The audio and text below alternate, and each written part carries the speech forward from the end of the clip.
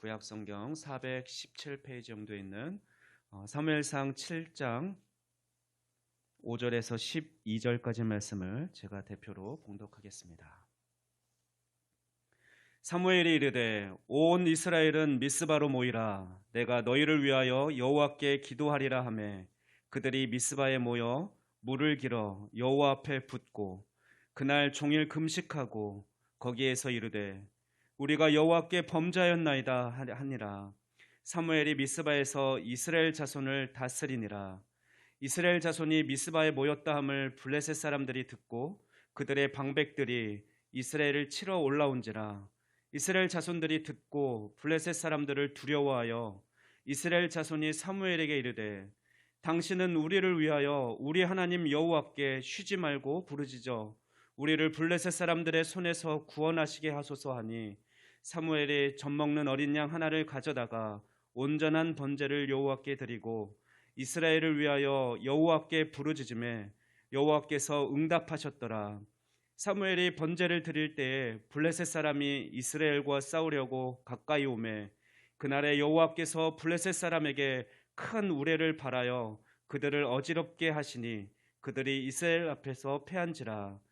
이스라엘 사람들이 미스바에서 나가서 블레셋 사람들을 추격하여 벳갈 아래에 이르기까지 쳤더라. 사무엘이 돌을 취하여 미스바와 센 사이에 세워 이르되 여호와께서 여기까지 우리를 도우셨다 하고 그 이름을 에벤에셀이라 하니라. 아멘. 이제 목사님 나오셔서 에벤에셀의 은혜라는 제목으로 말씀 선포하실 때 큰 은혜 받으시기 바랍니다.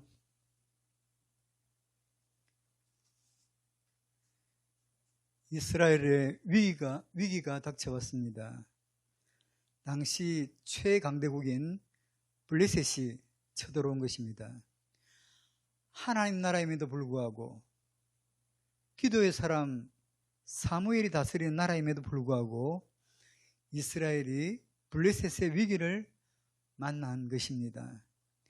문제는 블레셋의 위기 앞에 이스라엘이 아무것도 할 것이 없다는 것입니다. 철병거를 앞세우고 철제 무기를 들고 철 갑옷을 입고 이스라엘을 짓밟아 버리겠다고 쳐들어온 블레셋에 비해 상대적으로 이스라엘은 군대의 수에서나 무기의 성능 면에서나 군사력에서 비교도 상대도 되지 않았던 것입니다. 문제는 문제이고 위기는 위기인데 대책이 없다는 게 안타까움 아니겠습니까? 대책이 없다? 그러나 먼 훗날 지나고 보면 하나님의 사람들에게 때로는 대책이 없다는 것이 복이기도 했다는 것입니다. 조금만 여유가 있었더라면, 조금만 가능성이 있었더라면 우선의 어려움 앞에, 순간의 문제 앞에 인간적인 방법을 찾았을 텐데 인간 안에 방법이 없으니 오직 하나님만을 의지해야 했다는 것입니다. 하나님이 아니면 안 되는 사람으로 오직 하나님만 의지해야 한다. 오직 하늘만 보아야 한다.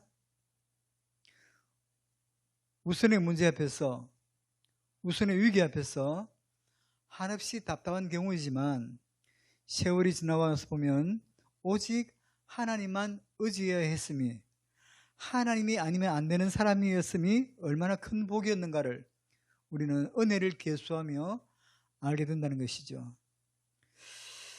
이 블레셋의 위기 앞에서 대책이 없는 사무엘은 블레셋과 싸워 해답을 찾은 것이 아니라 하나님과 씨름하여 해답을 찾는 것을 보게 됩니다. 사무엘은 블레셋의 위기 앞에서 이스라엘아, 우리 삽자루도 들고 나가서 싸우자 하며 인간적 반응을 보인 것이 아니었습니다. 사무엘은 이 위기 앞에서 두 가지 반응을 보였으니 하나는 온전한 번제요, 또 다른 하나는 부르짖는 기도였습니다. 오늘날로 표현하면 사무엘은 블레셋의 위기 앞에서, 우선의 문제 앞에서 정성을 다한 온전한 예배와 부르짖는 기도로 하나님을 찾아서 하나님과 씨름하며 하나님에게서 해답을 찾았다는 것입니다. 자, 사무엘은 블레셋의 문제 앞에서 왜 이렇게 기도로, 예배로 하나님을 향했겠습니까?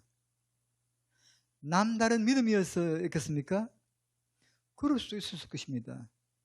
믿음이 좋아서 그랬다고 말입니다. 그러나 사실은 더 이상 방법이 없는 것입니다.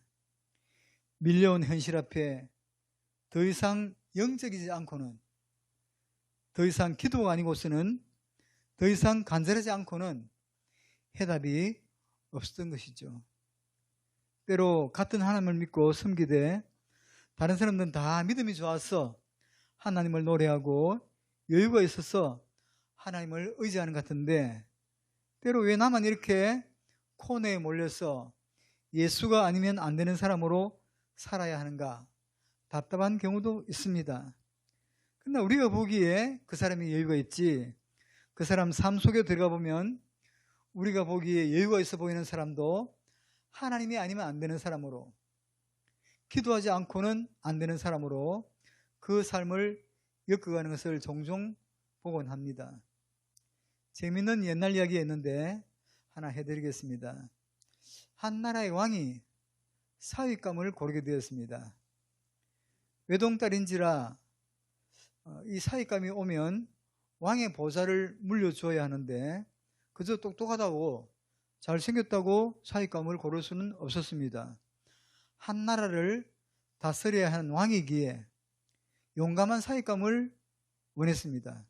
그래 온 나라에 공고를 하여 청년들을 모아놓고 수영장 같은 강에 아그떼를 풀어놓고 이쪽에서 헤엄쳐서 저쪽으로 무사히 건너오는 자를 사위로 삼겠다고 했습니다. 그러나 아무리 왕의 보좌가 탐이 난들, 욕심이 난들 그 아그떼를, 그 우글거리는 아그떼를 헤집고 갈 수가 있겠습니까? 모두가 다 겁내며 망설이고 있는데 어떤 청년 하나가 뛰어들더니 정신없이 헤엄쳐 건너는 것입니다. 사람들은 박수를 쳤습니다. 열광적으로 환호를 보냈습니다. 저 사람 대단하다. 야, 저 사람 대단하다. 하는데 그 청년이 아그떼를 겨우 헤치고 정신없이 육지로 올라오면서 한 말이 이것이었습니다. 누가 나를 때밀었어? 이런 우스운 이야기에 우스운 반응을 보이는 것도 정신이 건강하다는 이야기인데, 우습지 않은 걸 이렇게 비웃으면 그거는 안 좋대요. 정신 건강에. 황수관 박사 말이에요. 자, 누군가는 대단해 보이지만 때로 하나님이 아니면 안 되는 사람으로 몸부림치면서 하나님을 바라보고 있는 것은 아닌가. 여러분의 삶 속에 아직도 방법이 있다 싶으십니까? 아직 방법이 있다 싶은데 그 방법을 내려놓는다는 것은 결코 쉽지 않을 것입니다. 아직 가능성이 많다 싶으십니까? 아직 가능성이 많이 있는데 그 가능성을 내려놓는 것은 쉽지 않은 것입니다. 우리의 예배가 언제쯤 사무엘 예배 같이 이렇게 간절해 볼 수 있을까? 우리의 기도가 언제쯤 이렇게 한번 간절해 볼 수 있을까? 간절함이야말로 성도에게서 또 하나의 축복이라 할 수 있겠습니다. 성도에게서 삶의 여유가 있어 간절함을 잃어버렸다면 문제가 없을 수 없지만 그래도 영적으로 보면 너무 많은 것을 잃어버린 사람이라 할 수 있습니다. 더 안타까운 것은 간절해야 할 사람이 간절하지 않다는 거죠. 더 이상 방법이 없어, 더 이상 가능성이 없어 하나님을 향해서 간절해야 하는데 여전히 세상을 향해서 간절한 것입니다. 살아오면서 그렇게 세상에 속았으면서도 여전히 세상을 기대하는 것입니다. 주식을 하여 가정을 거들내면서 여전히 주식에 목을 매는 사람들이 많이 있습니다. 그렇게 세상에서 쓴맛을 보았음에도 어리석은 인간들은 여전히 거기에 미련을 두고 있는 것입니다. 자, 사무엘은 블레셋의 위기 앞에서 온전한 번제와 부르짖는 기도로 해답을 구했습니다. 그래서 하나님은 그 간절함에 응답하셨으니 오늘 읽은 말씀 9절 10절에 보면 사무엘은 블레셋과의 전쟁에서 큰 승리를 거두었습니다. 하나님의 승리인 거죠. 사무엘은 감격 가운데 하나님의 은혜를 되새기며 큰 돌을 하나 취하여 미스바와 센 사이에 세우고 그 돌을 에베네셀이라 했습니다. 전쟁에서 승리하게 된 사무엘, 에베네셀에 기념탑을 세우게 된 것입니다. 블레셋의 위기 앞에서 하나님이 도우셨다고 하는 분명한 증거물을 세운 것입니다. 내 재주, 내 능력이 아니라 하나님이 하셨다고 말입니다.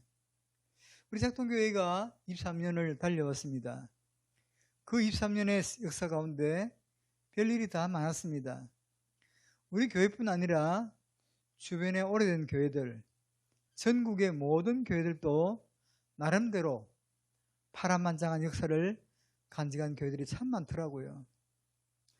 많은 어려움 앞에서 그냥 인간적인 방법으로 해결했더라면 하나님의 은혜를 말할지는 몰라도 에베네셀의 기념탑을 세울 수는 없었을 것입니다. 개인이나 교회가 너무 어려운 문제를 만나면 아무것도 할 것이 없습니다. 그냥 하나님 붙들고 씨름하는 수밖에는 방법이 없는 거죠. 좋은 교회는 그냥 아무 일 없이 무사하게 오는 것이 아니라 지나온 세월 몇몇마다 하나님의 은혜를 간증할 수 있는 교회가 좋은 교회죠. 자, 하나님을 믿는 분 아멘 합시다. 여러분 스스로 그리스도인이라 믿으면 아멘 합시다. 그렇다면 여러분의 삶의 면면에도 에베네셀의 탑을 쌓는 축복이 있기를 바랍니다. 여러분이 자녀를 키우면서 그 자녀의 출세만을 혹은 아무 일 없이 자라나기만을 기대해서는 안 됩니다. 주여, 내 자녀의 삶 속에 에베네셀이 보여지게 해 주옵소서. 사업을 하시고 있다면 사업만 하시는 것이 아니라 내 사업장에 하나님이 여기까지 도우셨다고 하는 에베네셀의 하나님이 보여지는 복된 은혜가 있기를 바랍니다. 에베네셀의 은혜는 성도의 삶 가운데 하나님의 은혜를 경험했다는 것입니다. 보이지 않는 하나님이 보여지는 하나님으로 만나진 것입니다. 사무엘이 세웠던 에베네셀의 기념탑을 세웠던 원리를 말씀드리려고 합니다. 첫째로 언제 에베네셀의 하나님을 경험하게 됩니까? 위기 앞에서입니다. 사람이 사는 날 동안 얼마든지 언제든지 위기를 만날 수가 있습니다. 이스라엘이 하나님의 나라임에도 사무엘이 기도하는 지도자임에도 이런 위기를 만날 수 있다는 것입니다. 고난이 올 때는 죄를 지어 허물이 있어 오는 경우도 있지만 그 고난이 하나님의 뜻과 섭리 가운데 있어지는 고난일 수도 있다는 거죠. 우리의 고난이 죄로 인한 고난이면 깨달아 회개하면 됩니다. 그러나 죄로 인한 고난이 아니라면 하나님의 섭리 가운데 있어지는 고난이면 감사함으로 인내할 때 그 고난의 결국을 볼 수 있는 거죠. 다윗의 고난은 죄로 말미암음이었습니다. 그러나 요셉에게 있어졌던 종살이 10년, 감옥살이 3년의 고난은 하나님의 섭리 가운데 있어진 고난이었습니다. 모세의 미대한 광야 40년의 고난 역시 하나님의 섭리적 고난이었습니다. 사도 바울이 40의 하나님 가마매를 5번 맞고 3번 태장으로 맞은 것도 죄로 인한 고난이 아니라 하나님의 섭리적 고난이었습니다. 사무엘과 이스라엘에게 밀려온 고난 역시 하나님의 섭리 가운데 있어진 고난이었습니다. 그렇다면 저들에게 있어진 위기는 철저하게 하나님을 경험할 수 있는 기회였다는 거죠. 에베네셀의 하나님을 눈으로 볼 수 있는 기회였다는 것입니다. 블레셋의 위기 앞에서 단지 이 위기를 극복하느냐 극복 못하느냐가 아니라 전쟁에서 이기느냐 지느냐의 문제가 아니었다는 것입니다. 위기를 통해서 이것이 섭리적 고난이었기에 여기서 하나님을 경험하느냐 경험하지 못하고 끝나느냐의 문제였습니다. 이것이 그리스도인들이 문제 앞에서 문제만을 극복해서는 안 되는 이유입니다. 그리스도인들은 모든 문제가 해결되는 과정을 통해서 하나님을 경험해야 되는 줄 믿습니다. 인생에 큰 파도가 밀려 올라오시면 큰 하나님을 만나야 되는 거 아니겠습니까? 그리스도인임에도 섭리 가운데 얼마든지 큰 고난과 위기를 만날 수 있음을 기억하십시오. 그래서 우리는 교회 공동체 안에서 누군가의 고난을 보면서 함부로 판단해서는 안 되는 것입니다. 그 고난에 어떤 하나님의 섭리가 담겨 있는지 알 수 없기 때문입니다. 그렇게 믿음으로 살지 않더니 저렇게 시련당하고 있구나. 그렇게 열심히 살지 않더니 저렇게 고생하고 있구나. 그렇게 기도하지 않더니 파도를 만났구나. 이렇게 말하면 안 된다는 것입니다. 더 중요한 것은 내게 있는 시련도 내게 있는 고난도 함부로 판단하여 자기 연민에 빠지면 안 된다는 거죠. 고난 가운데 회개할 것이 깨달아지면 회개하면 되고 그것이 없다 싶으면 기다리면 되는 것입니다. 하나님께서 여러분의 죄를 깨닫게 해주시든지 당신의 섭리를 깨닫게 해주시든지 할 것입니다. 사도 바울도 나도 나를 판단치 않는다 했습니다. 안타깝게도 공동체 안에서 사람들이 자기 판단으로 다른 사람에게 상처를 주는 경우가 얼마나 많은지 몰라요. 어줍자는 자기 지혜로, 어줍자는 자기 경험으로, 어줍자는 자기 판단으로 누군가를 쉽게 정죄하곤 합니다. 삼가 조심해야 될 부분이죠. 여러분 주변에 있는 사람들도 옳은가 그른가 하는 판단을 필요로 하는 것이 아니라 여러분의 지적을 필요로 하는 것이 아니라 그들 모두는 위로와 격려가 필요한 사람들입니다. 목사로서 사역을 감당하면서 성도를 바라보는 눈이 있어요. 교회 문을 열고 들어오는 성도는 아무리 남보기에 좋아 보여도 목사의 눈에는 그들 면면에 아픔이 보입니다. 이것이 어버이의 마음 아닐까? 그들 모두에게 위로와 격려가 필요했다는 것이죠. 모두의 시련이 하나님의 뜻과 섭리 가운데서의 시련이라면 하나님의 마음은 무엇이겠습니까? 예레미야 애가 3장 33절은 하나님의 마음을 이렇게 표현합니다. 주께서 인생으로 고생하게 하시며 근심하게 하심은 본심이 아니시로다. 주께서 인생으로 고생하게 하시며 근심하게 하심이 본심이 아니시다니 이 안에는 하나님의 분명한 섭리적 뜻이 담겨 있다는 것입니다. 그러므로 위기 가운데 보여지는 하나님의 마음은 아무개야 나는 너에게 에베네셀의 하나님으로 보여주고 싶다입니다. 믿음으로서 하나님도 귀하지만 오늘 또 하나님은 우리 모두에게 보여지는 하나님이요 경험되어지는 하나님이기를 원하신다는 사실을 믿으시길 바랍니다. 결국 욥의 입술을 통해서 받아내신 고백이 무엇이었습니까? 내가 전에는 귀로만 하나님을 들었었더니 이제는 눈으로 배움나이다. 그의 삶 속에 하나님이 보여졌다는 것이요 하나님이 경험되어졌다는 거 아니겠습니까? 우리를 향한 하나님의 최고의 욕심은 아무개야 나는 너에게 경험된 하나님이기를 원한다입니다. 하나님이 얼마나 우리에게 하나님 되시기를 원하시는지 아십니까? 그러나 그것은 단순히 우리를 힘들게 하여 하나님의 존재를 확인시켜주거나 하나님 자신을 위해서가 아닙니다. 하나님은 오늘 또 누구에게인가 위함을 받으셔야 할 만큼 부족한 분이 아닙니다. 세상의 모든 우상은 누군가 섬겨줘야 할 대상이 있어야 성립이 되지만 우리 하나님은 처음부터 하나님이셨습니다. 그럼에도 그 하나님이 우리에게 하나님 되시기를 원하십니다. 하나님이 우리에게 보여지는 하나님이기를 원하십니다. 하나님이 우리에게 경험된 하나님이기를 원하십니다. 그 이유가 무엇입니까? 그것이 저와 여러분을 위한 것이기 때문입니다. 그것이 저와 여러분을 살리는 길이기 때문입니다. 저와 여러분을 향한 하나님의 마음을 읽어보십시오. 내가 너에게 에벤에셀이고 싶다. 더 큰 하나님이 여러분의 기도 가운데 경험되어지기를 주님의 이름으로 축복합니다. 두 번째로 어떤 사람이 에벤에셀의 하나님을 경험합니까? 영적 반응을 보이는 사람입니다.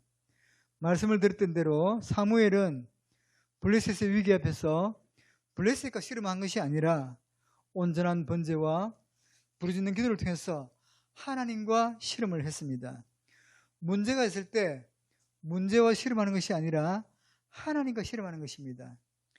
인간관계가 얽혔을 때 인간 안에서 해답을 찾는 것이 아니라 하나님에게서 해답을 찾았던 것입니다. 이것이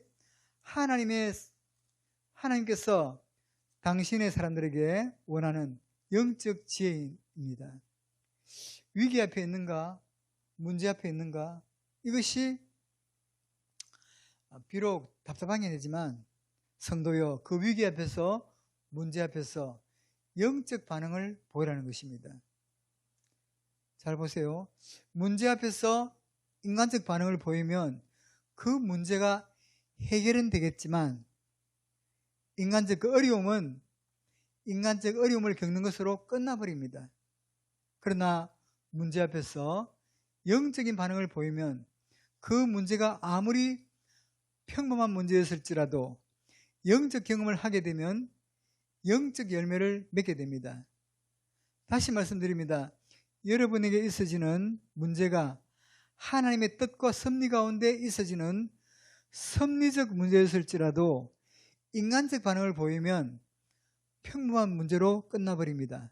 그냥 삶 가운데 만나는 평범한 문제가 되고 마는 것입니다. 너희가 에베네셀의 하나님을 경험하기 원한다면 거기에 믿음을 보이라입니다. 그래서 하나님의 원하심에 민감하라입니다. 그래서 문제만 해결하는 쪽으로 방향을 잡아서는 안 된다는 것입니다. 자, 우리가 다니엘서 보면 묻겠습니다. 다니엘이가 사자굴에서 기적적으로 살아나왔는데요. 묻겠습니다. 다니엘이가 어떻게 나왔죠? 이렇게 말합니다. 들어갔으니까 나왔지. 다니엘이가 왜 사자굴에 들어갔죠? 기도를 놓아버리지 않았어. 다니엘이가 사자굴에서 어떻게 나왔죠? 물론 다니엘이가 사자굴에 들어가지 않았더라면 사자굴에서 나오는 경험도 없었을 것입니다. 다니엘이 처음부터 영적이지 않았더라면 사자굴에 들어갈 일도 없었을 것이니 그는 아무 어려움도 겪지 않았을 것입니다. 그러나 중요한 것은 만약 다니엘이 인간적이었다면 그는 사자굴에서 돌보시는 하나님의 은혜를 경험하지 못했을 것입니다. 다니엘이 사자굴 앞에서 기도를 놓아버렸다면 물론 우선은 사자굴에 들어가지 않았을 것입니다. 그러나 생각해 보십시오. 다니엘을 한번 물기 시작한 간교한 마귀가 사자굴에 들어가지 않았다 해서 앞으로 문제가 없겠습니까? 또 다른 색깔로의 사자굴을 가져올 것입니다. 또 다른 문제의 덫을 놓을 것입니다. 그렇다면 다니엘에게 사자굴은 반드시 넘어야 할 영적 고비였습니다. 영적으로입니다. 광야 이스라엘 백성들이 가나안으로 가기까지 광야는 이스라엘 백성들이 반드시 넘어야 할 코스였습니다. 여러분, 다니엘에게 사자굴의 위기가 하나님을 경험하는 계기가 되었던 것처럼 오늘 여러분의 삶 속에서 있어지는 문제 앞에 문제만 지나가는 것으로 끝나지 말고 그 문제 앞에서 하나님을 경험하게 되는 복된 영성이 있기를 축원합니다. 이처럼 에베네셀의 은혜를 경험하는 자들은 죽으면 죽으리다입니다. 다니엘이 사자굴에 들어간 것은 구해주실 하나님을 믿었기일 것입니다. 그러나 그것만 가지고는 안 됩니다. 구해주지 않더라도 기도하겠다는 것이니 사자굴에 들어서 죽지 하는 자기 포기입니다. 사드락과 메삭과 아베드노를 보십시오. 풀무와 느부갓네살 왕 앞에서 담대할 수 있었던 이유가 무엇입니까? 물론 풀무불에서 구해주실 하나님을 믿어서이기도 했지만 그리 아니하실지라도 믿음입니다. 하나님이 구해주지 않아도 그 하나님 믿고 풀무불에 들어가겠다는 이야기입니다. 이 믿음의 사람들이 세상이 감당하지 못하는 사람 되는 거 아니겠습니까? 사무엘도 블레셋의 위기 앞에서 영적 반응을 보일 수 있었던 이유가 무엇이었습니까? 이렇게 온전한 번제와 부르짖는 기도를 하면 하나님이 역사하실 것을 믿기도 했을 것입니다. 사무엘은 이미 자신을 알았습니다. 블레셋의 위기 앞에서 인간적 반응을 보이며 이스라엘아 우리 삽자루도 들고 나와서 블레셋과 싸우자 해도 결국은 죽게 될 것이라는 것을 알았습니다. 그리스도인으로 하나님을 아는 사람으로 그는 결정합니다. 예배드리다 죽자. 기도하다 죽지. 어떤 사람이 하나님을 경험한다 했습니까?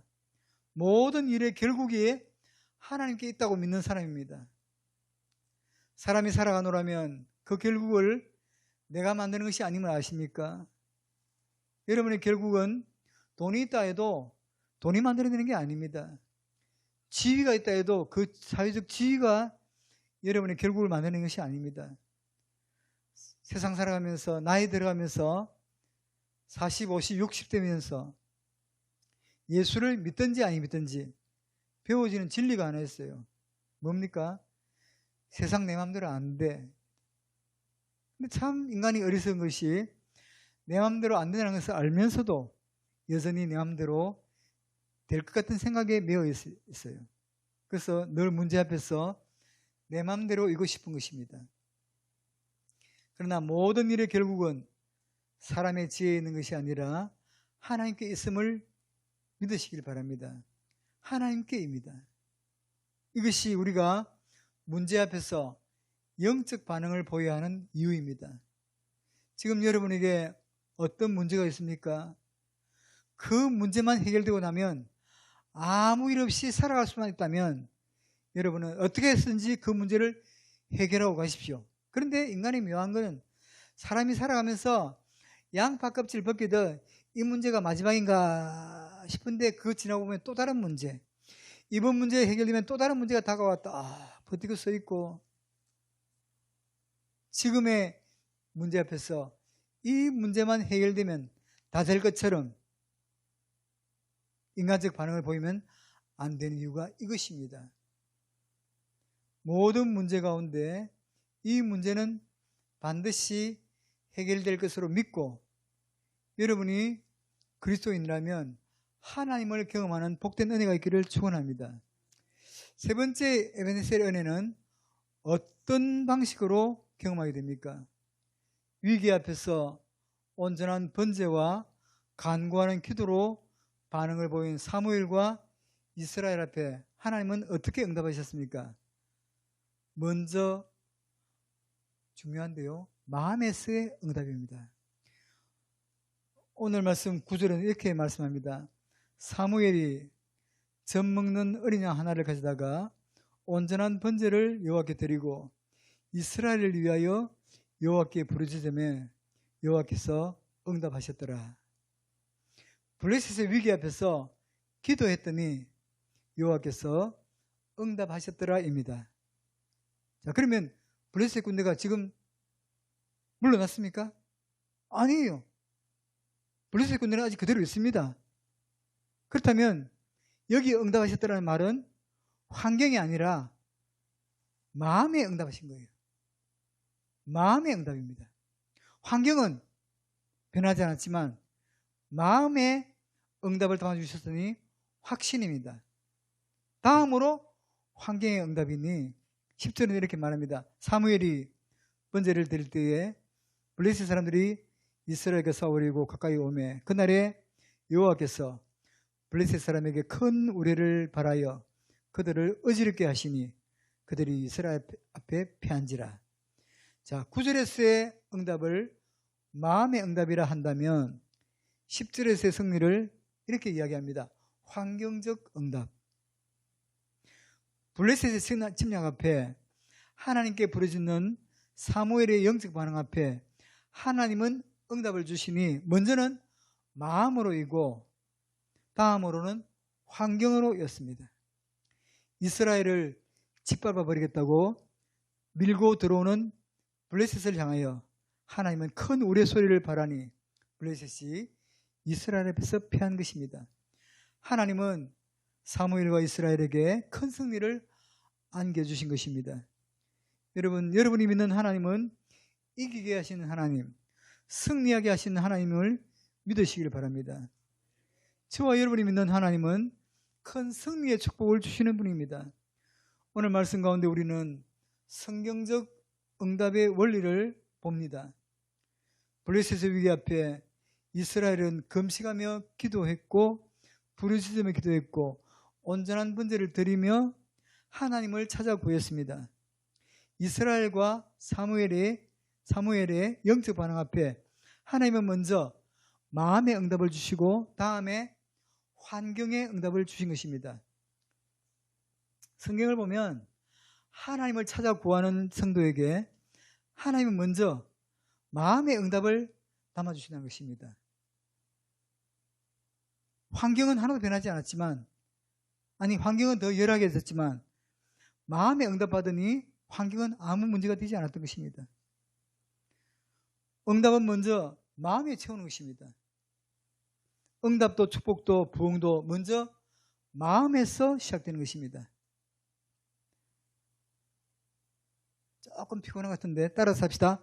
마음의 응답, 환경적 응답.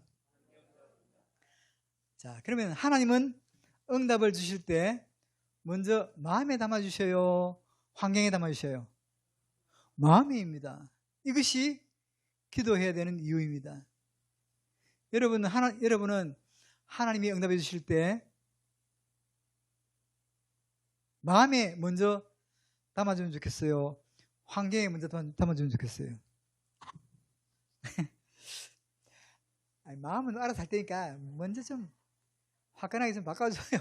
이게 우리 마음입니다. 어른이 알아서 믿는다니까. 그러니까 하나님 좀 이게 좀 바꿔줘요. 좀 이게 좀 해결 좀 해줘요. 이게 우리 마음이에요.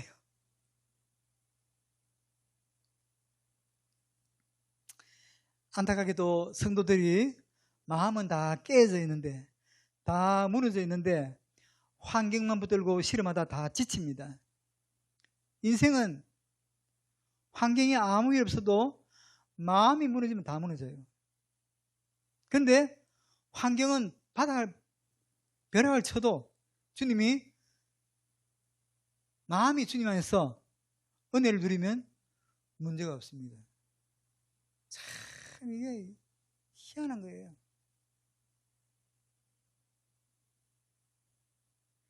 왜 기도해야 합니까? 응답을 하나님이 먼저 마음에 담아주시기 때문에 그렇습니다. 에베네셀의 하나님을 경험하는 게 왜 중요합니까? 지금의 문제도 문제지만 사람이 사는 날 동안 끊임없이 문제가 있을 것이기 때문입니다. 여러분, 오늘 여러분에게 어떤 문제가 있습니까? 이 문제만 해결되면 아무 문제가 없다고 여기십니까? 우리에게 지금까지 에베네셀의 은혜가 필요했던 것처럼 앞으로도 여전히 에베네셀의 은혜가 필요함을 믿으시길 바랍니다. 우리 작동교회가 지난 23년 하나님이 아니면 안 되는 교회였습니다. 그렇다면 앞으로는 아닙니까? 아니죠. 앞으로 더욱 하나님의 은혜가 필요합니다. 자, 블레셋의 위기 앞에서 사무엘과 이스라엘이 영적 반응을 보여 에베네셀의 은혜를 경험하게 되니 어떤 역사가 있었습니까? 13절은 이렇게 말합니다. 이에 블레셋 사람들이 굴복하여 다시는 이스라엘 지역 안에 들어오지 못하였으며 여호와의 손이 사무엘이 사는 날 동안에 블레셋 사람을 막으심에, 잘 보세요. 여호와의 손이 사무엘이 사는 날 동안 블레셋을 막으심에, 묻겠습니다. 그렇다면 사무엘이 사는 날 동안 블레셋이 쳐들어왔겠어요? 안 쳐들어왔겠어요? 쳐들어왔어요. 무엇을 알 수 있죠? 블레셋의 위기를 사무엘이 마음에서 극복하고 보니 그 후에 블레셋이 아무리 쳐들어와도 아무 문제 되지 않았다는 거예요. 여전히 인간적으로 극복하면 그 문제는 문제이지만 이것을 영적으로 극복하니 블레셋이 아무리 쳐들어와도 사무엘은 아무 문제가 되지 않았다는 거죠. 여러분, 하나님은 지금까지만 에베네셀이 아니라 앞으로도 영원히 에베네셀 하나님이심을 믿으시기 바랍니다. 이제껏 내가 산 것도 주님의 은혜라. 지나온 모든 세월들 돌아봐도 주의 손 안 미친 거 전혀 없네. 이렇게 노래하는 게 왜 중요합니까? 앞으로 내가 살아야 하는 것도 주님의 은혜여야 하기 때문입니다. 지금껏 은혜가 필요했던 것처럼 그 이상으로 앞으로도 더 큰 은혜가 필요하기 때문입니다. 여러분, 앞으로 코로나 끝나고 경기가 좋아져서 대박이 나서 잘 사는 날이 올 것이다. 그것이 해답일 수 없어요. 남보다 제주가 좋다 해도 죄송하지만 한계가 있을 것입니다. 건강도 자식도 큰 소리 칠 수 있는 건 아무도 없습니다. 저도 65세까지는 짱짱했다니까. CT고 뭐 한번 찍어본 일이 없어요. 근데 짱 하더라고요. 야, 몰라.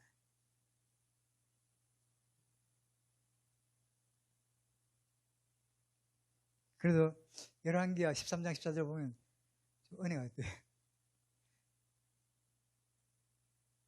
엘리사가 죽을 병에 들매. 그 능력이 좋은 엘리사가 늙어 죽은 게 아니라 죽을 병에 들어 죽었더라고. 그래서 그 능력의 정도 병들어 죽었네. 인간은 누구나 다 큰 소리 칠 수가 없구나.